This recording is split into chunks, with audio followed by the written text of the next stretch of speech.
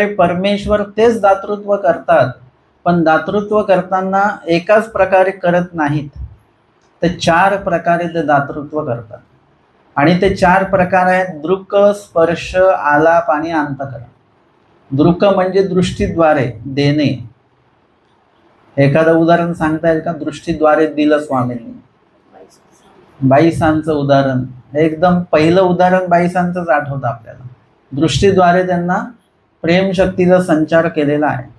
स्पर्शद्वारे म्हणजे एखाद्याला स्पर्श केला स्वामींनी आणि मग ते दातृत्व त्यांना दिल्या गेलं है ना. स्पर्शद्वारे म्हणजे आपल्याला थंडावा पाहिजे असेल तर बर्फाचा स्पर्श आपण करतो ना. आपल्या बर्फ असा लांब ठेवून नाही झालं, स्पर्श करावा लागतो त्याचा. आणि दृक स्पर्श, तसं परमेश्वराचा स्पर्श झाल्याशिवाय ते दातृत्व दिल्या जात नाही. दृक स्पर्श, आलाप, आलाप म्हणजे शब्दाद्वारे.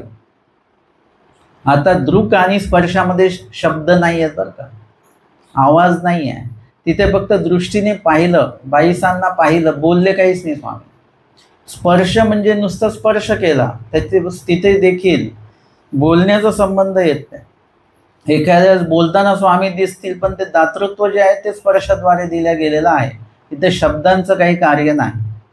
आता दृक स्पर्श आलाप, आलापामध्ये शब्द आहे आणि त्या ठिकाणी बघण्याचं किंवा स्पर्श करण्याचं काही कारण नाही. नुसते स्वामींचे शब्द जरी कानावर पडले, आता आपल्याला स्वामी दिसतात का?